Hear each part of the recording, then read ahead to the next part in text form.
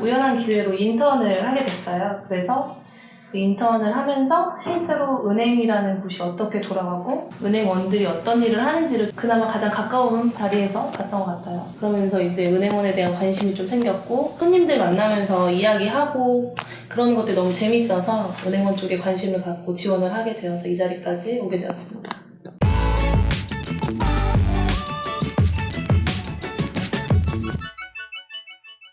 일단 저는 전공 자체가 경영 쪽을 전공을 한 것은 아니고 이제 어문학 쪽을 전공을 했는데 그러다 보니까 제가 따로 은행원 뭐 이렇게 소위 말하는 수학적인 지식을 뭐 공부를 하거나 경제 논술을 준비했던 건 아니고요.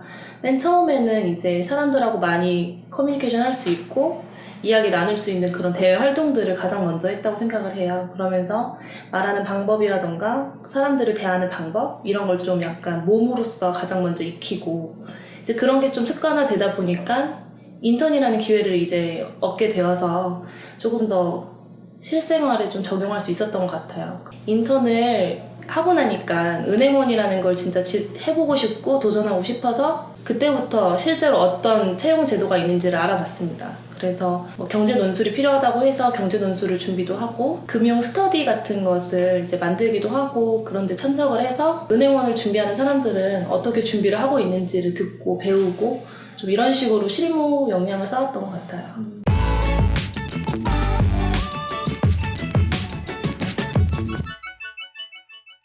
제가 생각할 때는 그래도 좀 편하게 사람들한테 이야기를 해주고 듣는 사람이 제 이야기를 재밌게 들어주고 편하게 느끼기 때문에 아마 고객들한테 응대를 할 때도 어떤 고객 지향적인 그런 서비스 마인드를 가지고 있다 뭐 이렇게 생각을 해주셔서 뽑아주시지 않았을까라고 생각해 보았습니다.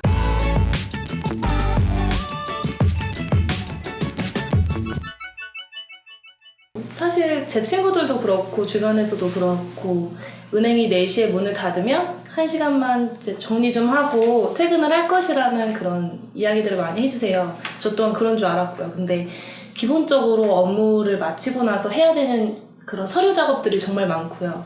그다음에 예전에 비해서 은행원들이 많이 줄었기 때문에 한 명이 맡아서 하는 업무들이 많아요. 그래서 저도 평균적으로는 7시, 8시 정도쯤에 업무를 마치는 경우도 많고 지금은 저는 이제 대출 쪽을 또 보고 있어서 필요한 날에는 11시 그 이후까지도 업무를 한 적도 많습니다. 그래서 업무가 너무 많다는 것, 그게 좀 취업 전과 후에 가장 큰 차이점인 것 같아요.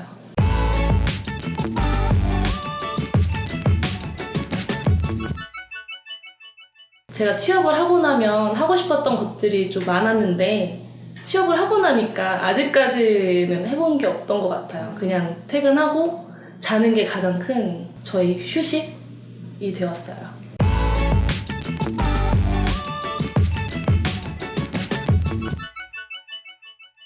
은행권의 가장 특별한 거라고 하면 연수를 2달 동안을 받아요. 그러다 보니까 그 동기애라는 게 가장 큰 저희 은행에 다닐 수 있는 그런 원동력이라고 볼 수 있거든요. 그래서 가장 힘든 일이 있거나 업무를 모를 때도 사실 뭐 주변 차장님이나 뭐 이렇게 선배님들한테 여쭤보기도 하지만 뭐 조금 더 알고 있는 동기가 있다면 쉽게 물어보기도 하고 뭐 힘들 때는 연락도 하고 좀 의지를 가장 많이 하기도 해요.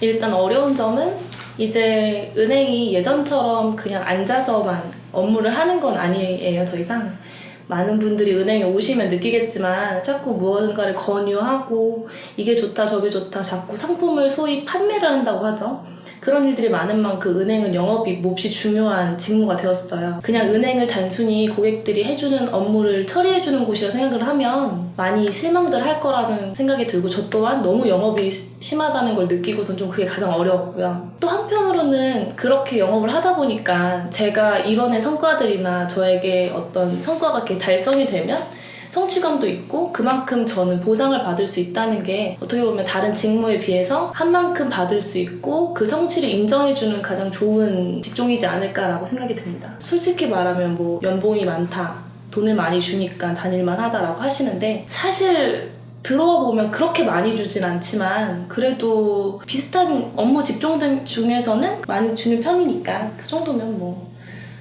괜찮은 것 같습니다.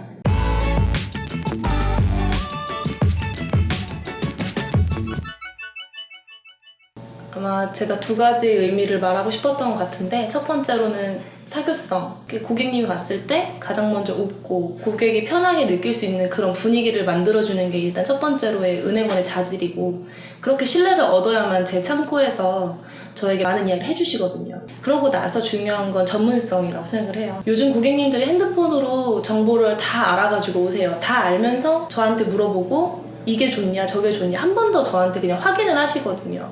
나의 선택이 옳은지 안 옳은지에 대해서 본인은 은행원이니까 전문적으로 대답을 해달라, 약간 이런 식의 의도도 많이 있기 때문에, 그럴 경우에는 정말 날카롭게 전문적인 모습을 보여주는 게 은행원의 자질이고, 혹시나 모르시는 고객님이 오더라도 내가 알고 있는 지식 범위 내에서 정확하게 설명해주고 관리해주는 게 이제 또 은행원의 자질이죠.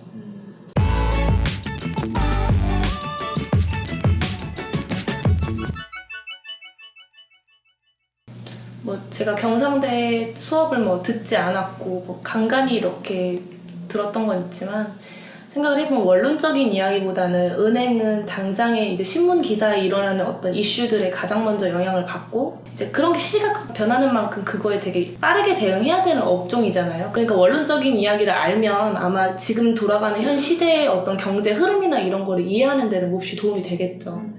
그런 면에 있어서는 아마 경상계열 쪽에 나오신 분들이 이해력이나 흡수력이 훨씬 빠를 것이라 생각을 해요. 근데 이제 저 같은 경우는 그렇다 할지라도 내가 만약에 은행을 준비를 하고 싶고 금융권에 종사를 하고 싶다 하면 신문을 읽으면 되잖아요, 당장에. 1년이든 2년이든 내가 가깝게 볼 수 있는 신문과 이슈들을 접하고 읽다가 이해 안 되는 부분은 공부를 하면 되는 거니까 순서가 다를 뿐이지 거꾸로 한다고 모자라거나 이런 건 아닌 것 같아요.